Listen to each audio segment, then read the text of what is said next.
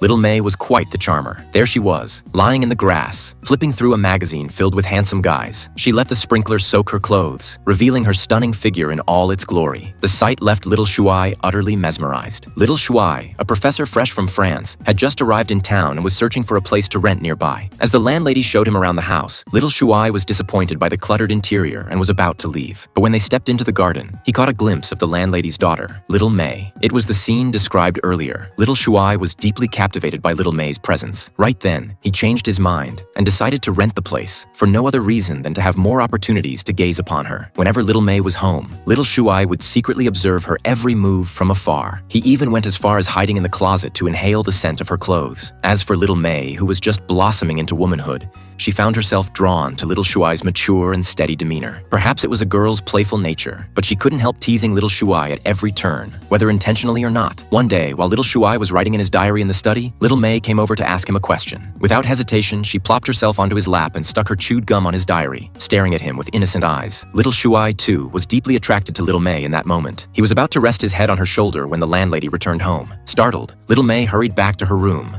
while Little Shuai hastily disposed of the gum. The landlady asked if Little May had disrupted his work, but he quickly explained that she had only come to ask a question. In truth, the landlady had already fallen for Little Shuai and feared that he and Little May were becoming too close. To have more alone time with him, she decided to send Little May away to boarding school. Little Shuai was heartbroken. Just as Little May finished packing her bags and was about to board the car, she looked up and saw Little Shuai watching her from the window. Suddenly, she jumped out of the car and rushed back into the house, leaping into his arms and giving him a deep, passionate kiss before reluctantly turning to leave. Little Shuai stood there, at a loss, unsure of his own thoughts. Only one thing was clear in his mind. He couldn't live without Little May. After Little May's departure, Little Shuai married the landlady. Even though he didn't love her, he did it just to have more time with Little May, to cope with the intimate moments with his wife. Little Shuai resorted to slipping sleeping pills into her tea. 6 weeks into their marriage, the landlady discovered Little Shuai's secret, that he had always been in love with her daughter. Furious and humiliated, she stormed out of the house, only to be hit and killed by an oncoming car.